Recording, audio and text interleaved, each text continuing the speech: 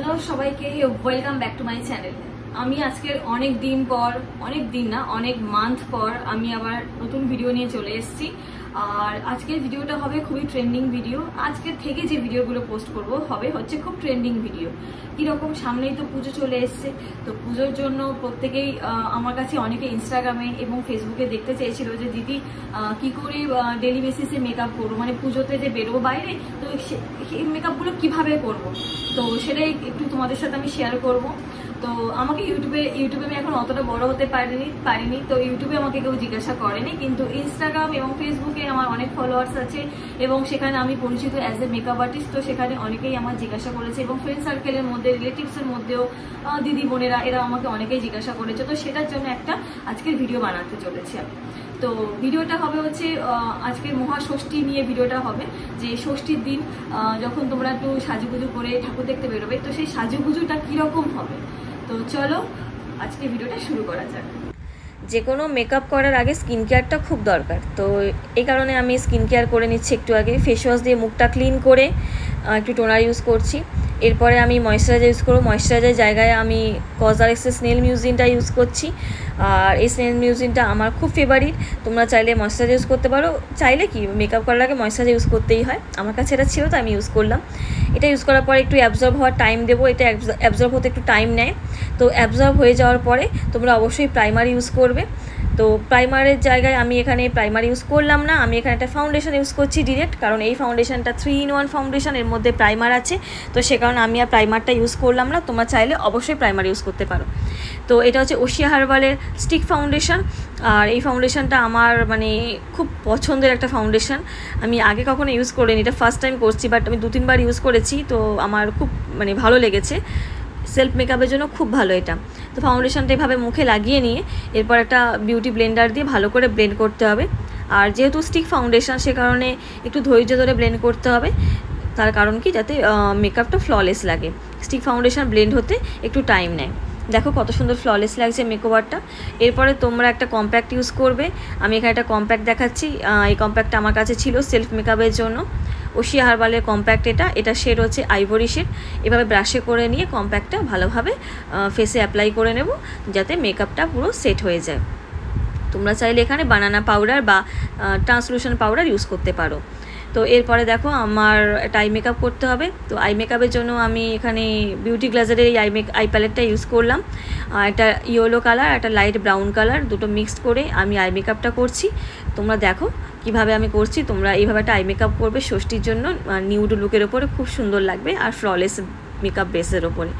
আর যে কোনো কালারের ড্রেসের সাথে এই মেকআপ লুকটা একদম পারফেক্ট যাবে। আমি এখানে হোয়াইট কালারের ড্রেস পরেছি, তোমরা চাইলে যে কোনো কালারের ড্রেসের সাথে এই মেকআপটা খুব সুন্দর যাবে। তো দেখো কীভাবে আই মেকআপটা করছি। তো আই মেকআপটা এইরকমভাবে করার পরে সেম কালার একটু লোয়ার লাইনেও দিতে হবে, যাতে আইসটাকে প্রমিনেন্ট লাগে, খুব সুন্দর লাগে। তো এরমভাবে একটু দিয়ে দেবে, মানে ব্লেন্ড করে নেবে কালারগুলোকে। তো এরপরে একটা আইব্রো পেন্সিল নিয়ে আমি আইব্রোটা ড্র করে নেব, ঠিক যেভাবে আমি ভিডিওতে দেখাচ্ছি। প্রথমে ব্রাশ দিয়ে একটু ব্রাশ করে নেবে, দেন তারপরে আইব্রো পেন্সিল ইউজ করে আইব্রোটা একটু ড্র করে নেবে। এবার তোমরা চাইলে একটু ডিপ ড্র করতে পারো, কিন্তু ডিপ ড্র করলে কী হয়, একটু আর্টিফিশিয়াল লাগে, সেই কারণে ড্রটা এমনভাবে করবে যাতে ন্যাচারাল লাগে। তো আইব্রো ড্র করার পরে আমি একটা কাজল ইউজ করব। কাজলের জন্য আমি এখানে L18 কাজল ইউজ করছি।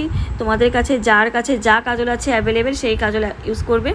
তো L18 কাজলটা আমি ইউজ করছি। এইভাবে ওয়াটার লাইনে একটু লাগিয়ে দিয়ে তারপরে একটু ব্লেন্ড করে নেব। কাজল ইউজ করার পর আমি একটা মাস্কারা ইউজ করব। মাস্কারার জন্য আমি এখানে মেভিলিনের হাইপার কার্ল মাস্কারাটা ইউজ করছি।